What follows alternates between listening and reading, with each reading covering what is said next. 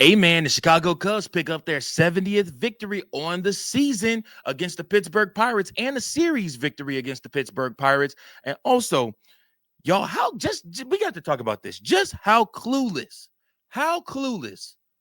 is Craig Counsell?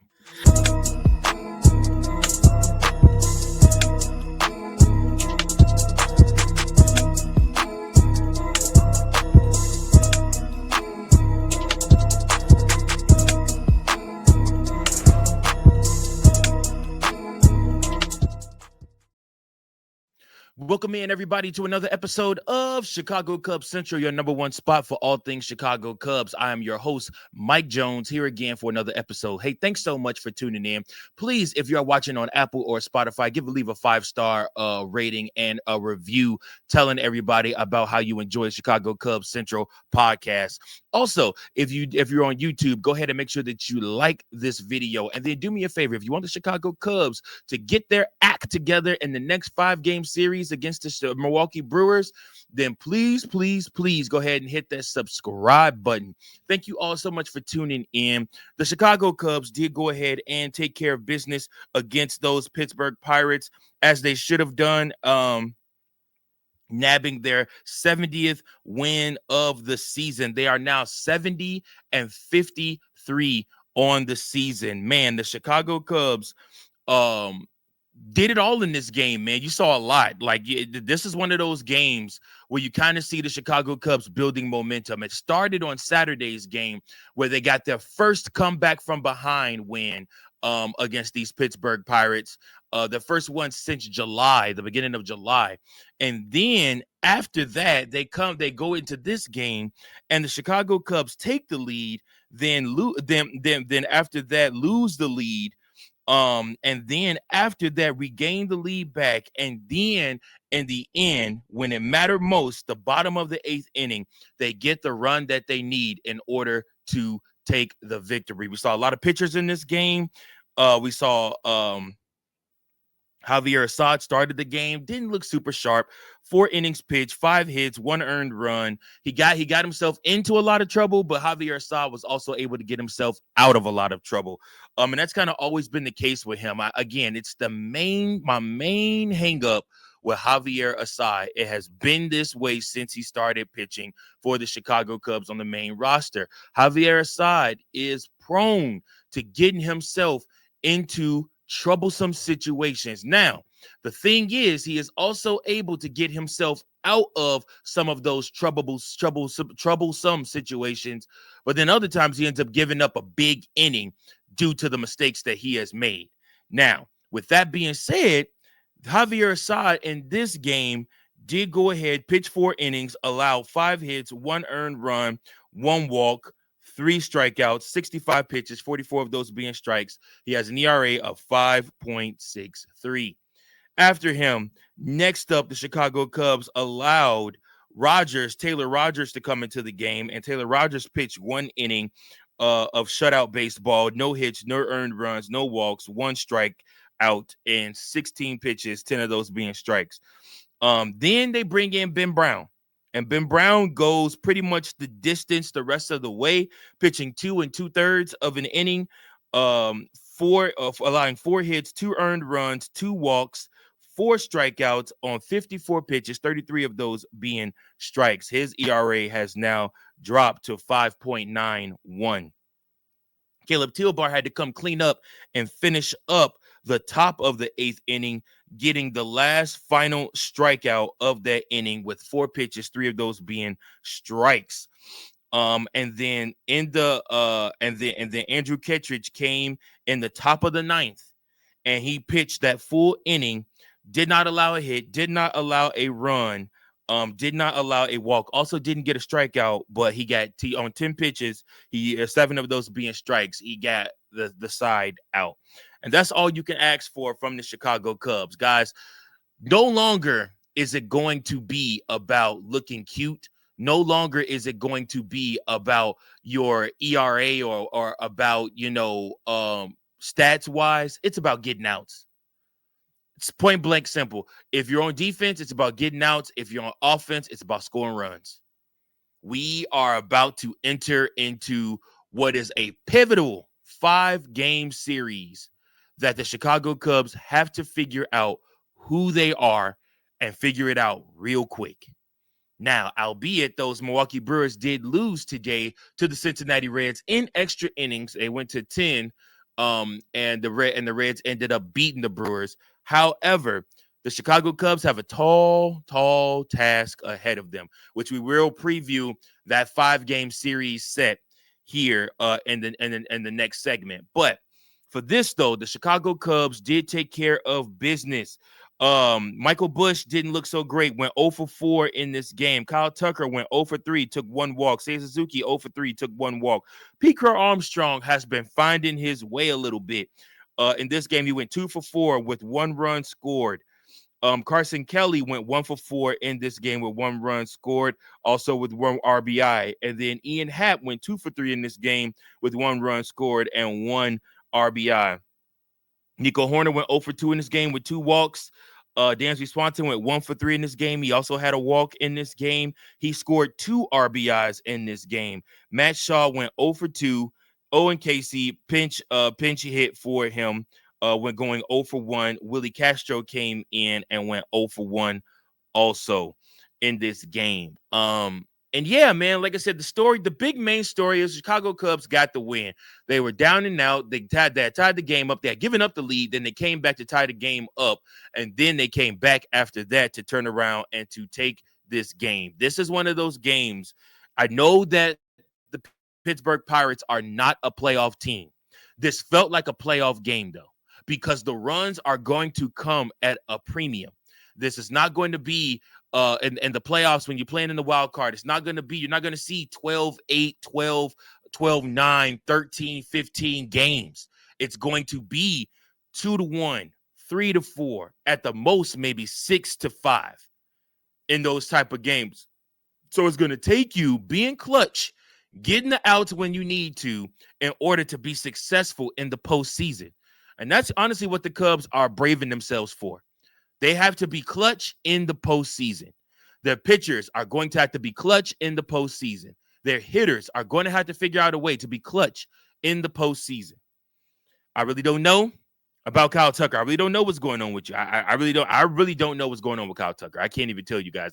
I would like to think it's an injury, but I can't even give an injury this much credit for the downward slide. I mean, at first it probably had to deal with injury, but now I think he's in his own brain.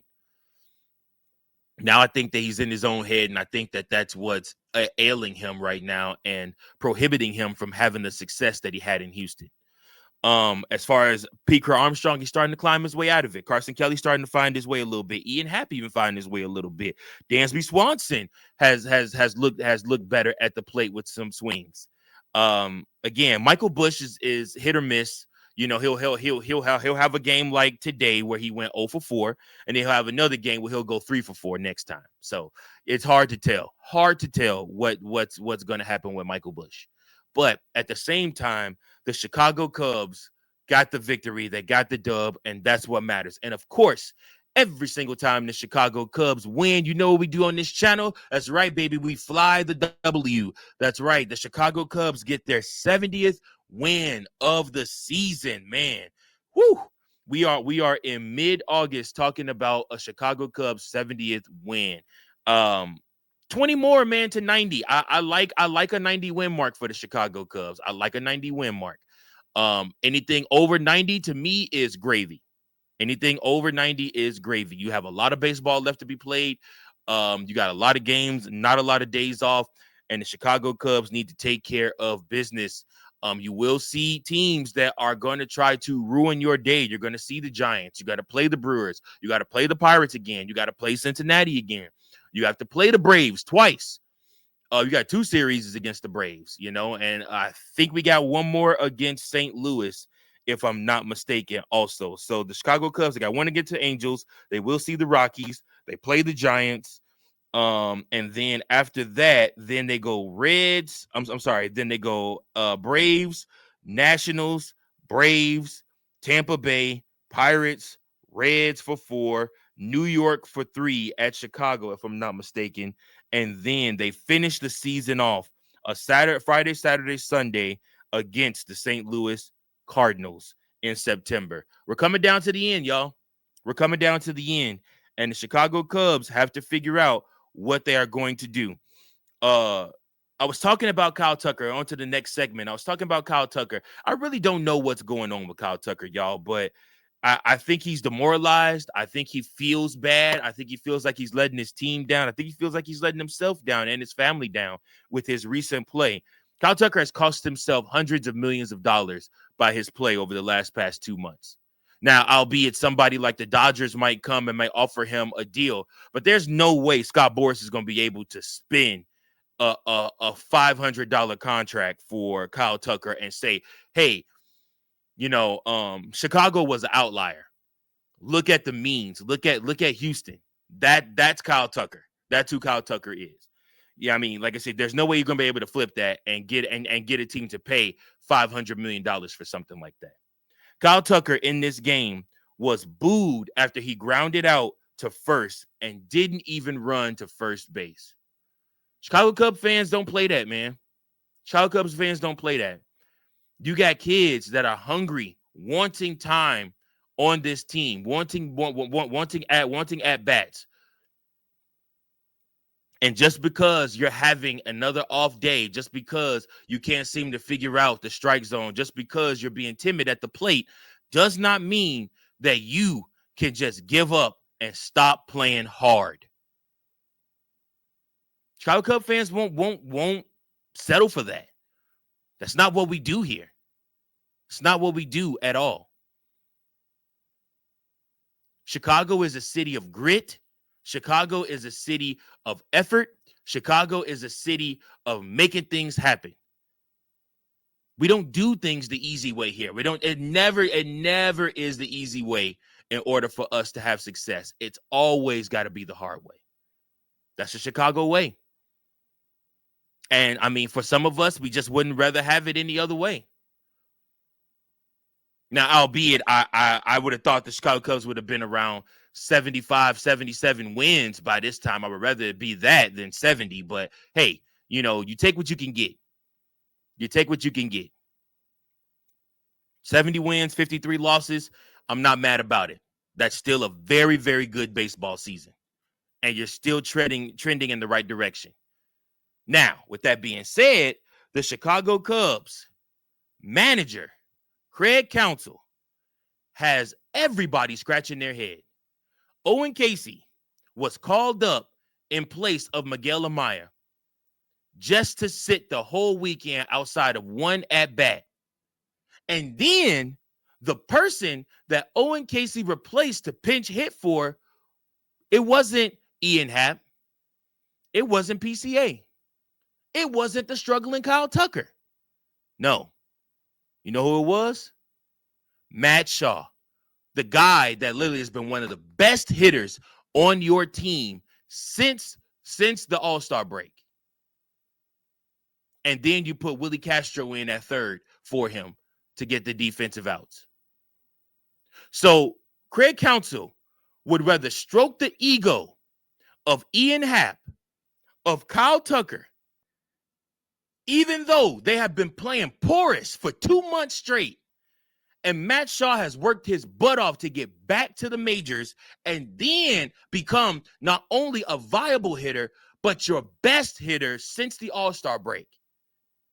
And you tell him none of that matters because you, sir, are going to sit the bench while we give Owen Casey your at-bat. Unacceptable. Unacceptable. That's why the title of this episode is Clueless Craig, because Craig Counsell is clueless to what's going on with his team. It's a lot of problems with the Chicago Cubs. It's a lot of problems. The ownership is cheap. Management tries to nickel and dime. But Craig Counsell sometimes just comes off as clueless in some of the decisions that he makes, some of the things he decides to do. It just doesn't make any sense whatsoever. And this is one of those times. The Chicago Cubs needed Matt Shaw's bat today.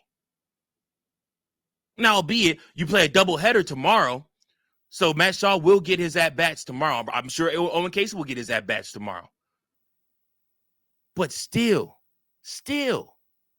you needed more from you need more from your manager. You need your manager to be able to understand and read the tea leaves. And sometimes, actually not sometimes, way too often than we're actually willing to talk about, Craig Counsell comes off as clueless when it comes to understanding what's going on with his team. The pulse of your team, the status of your team. Craig Counsell looks so freaking lost, so clueless. Like he has no idea what's going on with this team. I thought he was clueless when he didn't make the adjustments earlier to call up Moises Ballesteros and Owen Casey. Now I think he's clueless because Moises Ballesteros is in AAA and Owen Casey's riding the pine here in the majors. Ian Happ know he been playing bad. Kyle Tucker know he been struggling. And you would rather sacrifice your season on trying to stroke their ego than to allow the young guys come up and show you, hey, maybe you don't need to re-sign Kyle Tucker in the offseason. If his agent Scott Boras tries to strong arm you, maybe you tell him go to hell. Because you got Owen Casey, who's young, who's under team control, and can rake. And he's showing you in the majors he can rake. Clueless Craig. Justin Turner had to give Matt Shaw a pep talk in the dugout, rub his shoulders, talk to the kid, explain to him because Matt Shaw was visibly upset. Cameras caught all of this. All of it. Clueless Craig. Clueless Craig Counsell.